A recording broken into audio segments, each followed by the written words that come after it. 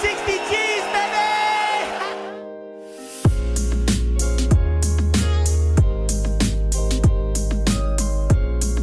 So, Mike, before we go, is there anything you wanted to tell us? Or there's a lot of people on that are huge fans of your success. Again, I love the cover. This was an interesting cover.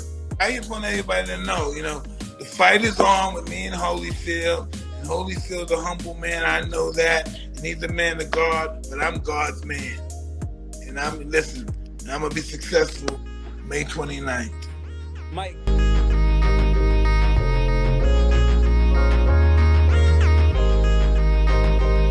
What's the biggest difference between this Stipe and the one who fought Francis back in 2018? I'm more efficient. What do you mean by that? Just overall, I learn more about my body. I'm stronger. Lighter, but I'm stronger. I'm faster. I'm feeling conditioned. Working. They say you can't teach an old dog new tricks. I feel like a lot. And I'm getting better every day. And that's thanks to my coaches. And he's gotten better too. He's still young and he's hungry. He wants something that I have. Unfortunately, though, I'm the champion. I'm not giving it up, and he won't be champion until I'm done.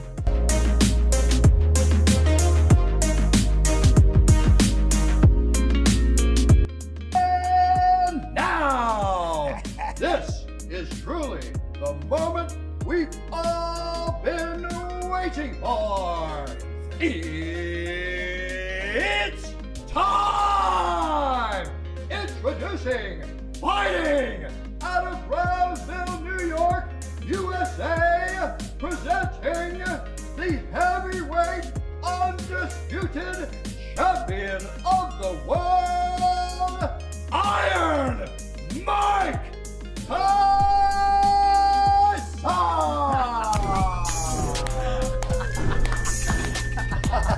It's no good, no better.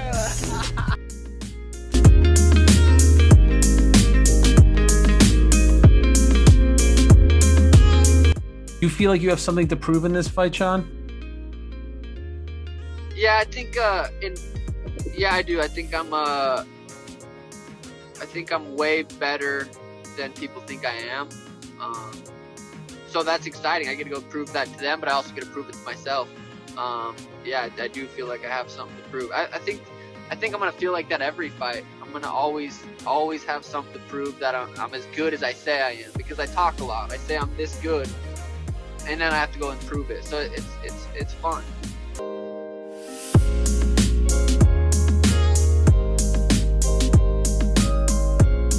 The balance of life for me is a lot different now.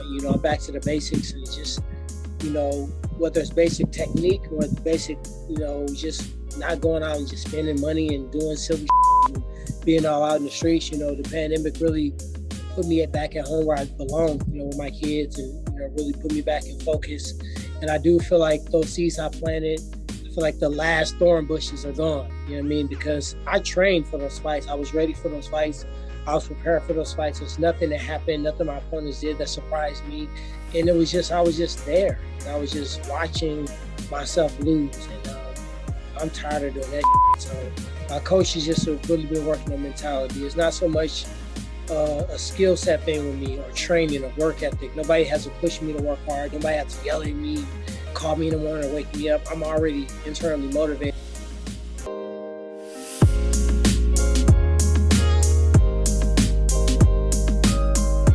Is what's going on with Justin Gaethje? Who knows, man? I don't know. I can't talk about it a lot right now. I'm sure me talking about it is the reason I'm here in the past. Who knows? Maybe I pissed someone off. I don't know. All I know is since I was 12, 13 years old, I listened to Dana White do his interviews and explain what he wanted in a fighter. And I'm that motherfucker. And if I get disrespected, it's gonna be hurtful, because I really bought into what that man talked about. So yeah, it will hurt, because I feel like I'm a company man from day one. I don't ever want to go anywhere else. I don't ever want to fight anywhere else. But my principles are the most important thing to me. So we'll see what happens.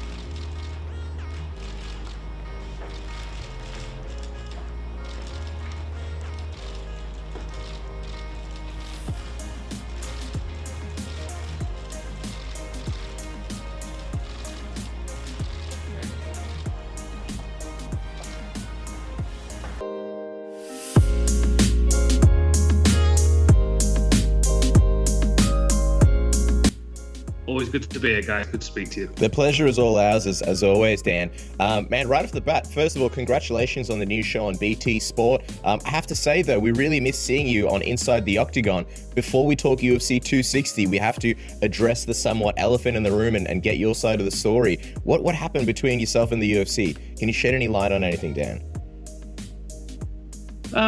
Yeah, I mean, obviously, I think the Herb Dean situation didn't work in my favor. I mean, I'd signed a new contract and worked a few events since then, but I still think that was in the back of their mind. And then the incident in Fight Island was a disagreement between myself and another employee of the UFC, who I just feel was, you know, the person was being obstructive, you know, in helping me do my job, I felt, and I asked the person why, and I felt like I was told a falsehood, which I called them out on, and that's my side of it. I don't know what, I mean, you know, as a statement, I wasn't aggressive, I wasn't insulting towards her, I wasn't threatening in any way. Like, that's just not who I am.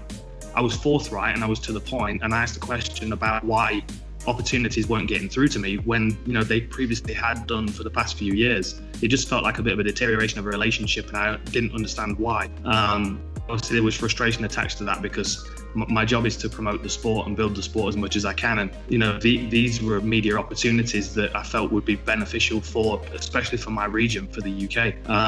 So, you know, obviously there was a little frustration there, but that was it. It was purely a disagreement. I think the aftermath of it is much more about, you know, my calling the person out on not speaking the truth to me, and the people present, you know, colleagues of ours. So, I mean, it's just an awkward situation, and it's frustrating because, you know, I find myself outside of the UFC now, but at the same time, I don't know.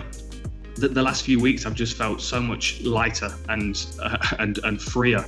You know, I mean, I can just cover combat sports now, and.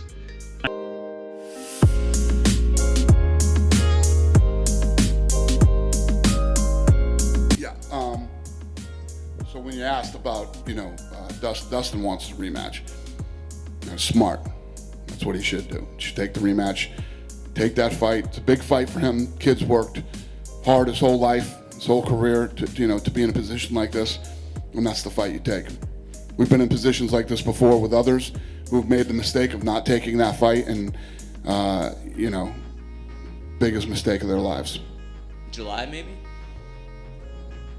Yeah, it could be July. July makes sense in that ballpark.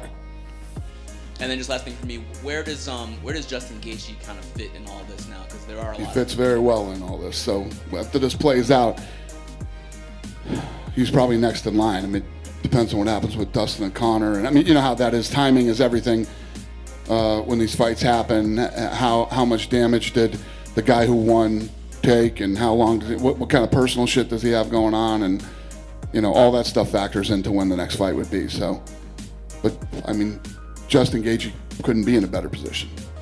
Thanks. Yep.